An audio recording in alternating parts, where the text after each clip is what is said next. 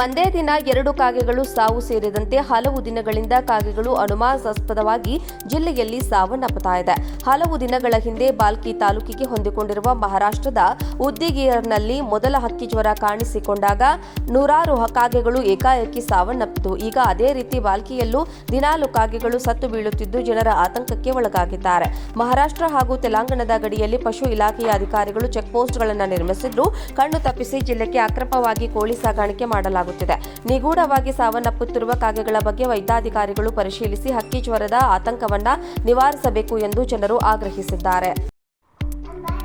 ಒಂದೇ ದಿನ 2 ಕಾಗೆಗಳು ಸಾವು ಸೇರಿದಂತೆ ಹಲವು ದಿನಗಳಿಂದ ಕಾಗೆಗಳು ಅನುಮಾನಾಸ್ಪದವಾಗಿ ಜಿಲ್ಲೆಯಲ್ಲಿ ಸಾವನ್ನಪ್ಪುತ್ತಾ ಇದೆ. ಹಲವು ದಿನಗಳ ಹಿಂದೆ ಬಾಲ್ಕಿ ತಾಲೂಕಿಗೆ ಹೊಂದಿಕೊಂಡಿರುವ ಮಹಾರಾಷ್ಟ್ರದ ಉದ್ದಿಗೇರ್ನಲ್ಲಿ ಮೊದಲ ಹಕ್ಕಿ ಜ್ವರ ಕಾಣಿಸಿಕೊಂಡಾಗ ನೂರಾರು ಕಾಗೆಗಳು ಏಕಾಏಕಿ ಸಾವನ್ನಪ್ಪಿತು. ಈಗ ಅದೇ ರೀತಿ ಬಾಲ್ಕಿಯಲ್ಲೂ ದಿನಾಲು ಕಾಗೆಗಳು ಸತ್ತು ಬೀಳುತ್ತಿದ್ದು ಜನರ ಆತಂಕಕ್ಕೆ ಒಳಗಾಗಿದ್ದಾರೆ. ಮಹಾರಾಷ್ಟ್ರ ಹಾಗೂ ತೆಲಂಗಾಣದ ಗಡಿಯಲ್ಲಿ ಪಶು ಇಲಾಖೆಯ ಅಧಿಕಾರಿಗಳು ಚೆಕ್ಪೋಸ್ಟ್ಗಳನ್ನು ನಿರ್ಮಿಸಿದ್ದು, ಕಣ್ಣು ತಪ್ಪಿಸಿ ಜಿಲ್ಲೆಗೆ ಅಕ್ರಮವಾಗಿ ಕೋಳಿ ಸಾಗಾಣಿಕೆ ಮಾಡಲಾಗುತ್ತಿದೆ.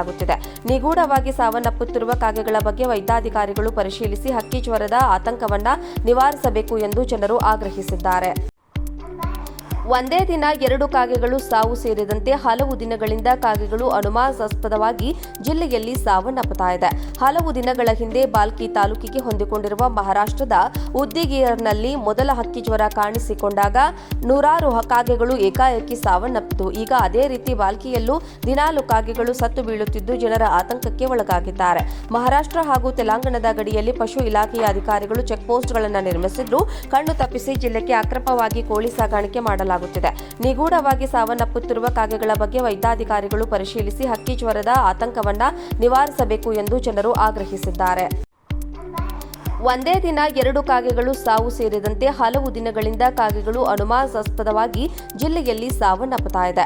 ಹಲವು ದಿನಗಳ ಹಿಂದೆ ಬಾಲ್ಕಿ ತಾಲೂಕಿಗೆ ಹೊಂದಿಕೊಂಡಿರುವ ಮಹಾರಾಷ್ಟ್ರದ ಉದ್ದಿಗೇರ್ನಲ್ಲಿ ಮೊದಲ ಹಕ್ಕಿ ಜ್ವರ ಕಾಣಿಸಿಕೊಂಡಾಗ ನೂರಾರು ಕಾಗೆಗಳು ಏಕಾಏಕಿ ಸಾವನ್ನಪ್ಪಿತು. ಈಗ ಅದೇ ರೀತಿ ಬಾಲ್ಕಿಯಲ್ಲೂ ದಿನಾಲು ಕಾಗೆಗಳು ಸತ್ತು ಬೀಳುತ್ತಿದ್ದು ಜನರ ಆತಂಕಕ್ಕೆ ಒಳಗಾಗಿದ್ದಾರೆ. ಮಹಾರಾಷ್ಟ್ರ ಹಾಗೂ ತೆಲಂಗಾಣದ ಗಡಿಯಲ್ಲಿ ಪಶು ಇಲಾಖೆಯ ಅಧಿಕಾರಿಗಳು ಚೆಕ್ಪೋಸ್ಟ್ಗಳನ್ನು ನಿರ್ಮಿಸಿದ್ದು, ಕಣ್ಣು ತಪ್ಪಿಸಿ ಜಿಲ್ಲೆಗೆ ಅಕ್ರಮವಾಗಿ ಕೋಳಿ ಸಾಗಾಣಿಕೆ ಮಾಡಲಾಗುತ್ತಿದೆ.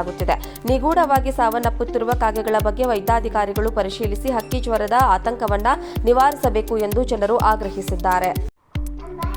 ಒಂದೇ ದಿನ 2 ಕಾಗೆಗಳು ಸಾವು ಸೇರಿದಂತೆ ಹಲವು ದಿನಗಳಿಂದ ಕಾಗೆಗಳು ಅನುಮಾನಾಸ್ಪದವಾಗಿ ಜಿಲ್ಲೆಯಲ್ಲಿ ಸಾವನ್ನಪ್ಪುತ್ತಾ ಇದೆ. ಹಲವು ದಿನಗಳ ಹಿಂದೆ ಬಾಲ್ಕಿ ತಾಲೂಕಿಗೆ ಹೊಂದಿಕೊಂಡಿರುವ ಮಹಾರಾಷ್ಟ್ರದ ಉದ್ದಿಗೇರ್ನಲ್ಲಿ ಮೊದಲ ಹಕ್ಕಿ ಜ್ವರ ಕಾಣಿಸಿಕೊಂಡಾಗ ನೂರಾರು ಕಾಗೆಗಳು ಏಕಾಏಕಿ ಸಾವನ್ನಪ್ಪಿತು. ಈಗ ಅದೇ ರೀತಿ ಬಾಲ್ಕಿಯಲ್ಲೂ ದಿನಾಲು ಕಾಗೆಗಳು ಸತ್ತು ಬೀಳುತ್ತಿದ್ದು ಜನರ ಆತಂಕಕ್ಕೆ ಒಳಗಾಗಿದ್ದಾರೆ. ಮಹಾರಾಷ್ಟ್ರ ಹಾಗೂ ತೆಲಂಗಾಣದ ಗಡಿಯಲ್ಲಿ ಪಶು ಇಲಾಖೆಯ ಅಧಿಕಾರಿಗಳು ಚೆಕ್ಪೋಸ್ಟ್ಗಳನ್ನು ನಿರ್ಮಿಸಿದ್ದು, ಕಣ್ಣು ತಪ್ಪಿಸಿ ಜಿಲ್ಲೆಗೆ ಅಕ್ರಮವಾಗಿ ಕೋಳಿ ಸಾಗಾಣಿಕೆ ಮಾಡಲಾಗುತ್ತಿದೆ. ನಿಗೂಢವಾಗಿ ಸಾವನ್ನಪ್ಪುತ್ತಿರುವ ಕಾಗೆಗಳ ಬಗ್ಗೆ ವೈದ್ಯಾಧಿಕಾರಿಗಳು ಪರಿಶೀಲಿಸಿ ಹಕ್ಕಿ ಜ್ವರದ ಆತಂಕವನ್ನು ನಿವಾರಿಸಬೇಕು ಎಂದು ಜನರು ಆಗ್ರಹಿಸಿದ್ದಾರೆ.